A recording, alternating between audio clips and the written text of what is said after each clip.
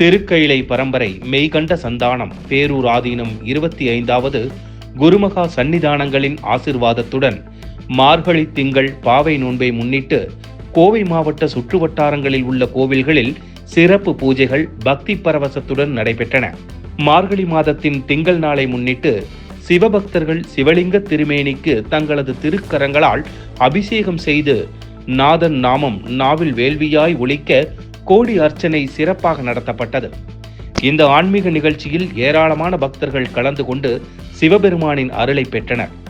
காலையில் தொடங்கிய சிறப்பு அபிஷேகம், அலங்கார பூஜை மற்றும் தீபாராதனைகள் தொடர்ந்து நடைபெற்ற நிலையில் மாலையில் மீண்டும் சிவலிங்க திருமேனிக்கு அபிஷேகம் செய்து நாம ஜபம், அர்ச்சனை உள்ளிட்ட வழிபாடுகள் விமர்சையாக நடைபெற்றன. குறிப்பாக பேரூர் பச்சாபாளையம், புளியகுளம் மற்றும் கல்வீரம்பாளையம் பகுதிகளில் உள்ள கோவில்களில் இந்த சிறப்பு வழிபாடுகள் பக்தர்களின் திரளான பங்கேற்புடன் நடைபெற்றது. பேரூர் ஆதீனம் 25வது குருமகா சன்னிதானங்களின் அருளாசியுடன் நடைபெற்ற இந்த கோடி அர்ச்சனை நிகழ்ச்சி பக்தர்களின் உள்ளங்களில் ஆன்மீக உணர்வையும் மன அமைதியையும் ஏற்படுத்தியதாக பக்தர்கள் தெரிவித்தனர். மார்கழி மாதத்தில் நடைபெறும் இத்தகைய ஆன்மீக வழிபாடுகள் உலக நலன், மழை வளம் மற்றும் அனைவருக்கும் நல்லொழுக்கம், அமைதி கிடைக்க வேண்டி நடத்தப்படுவதாக ஆலய நிர்வாகம் தெரிவித்துள்ளது.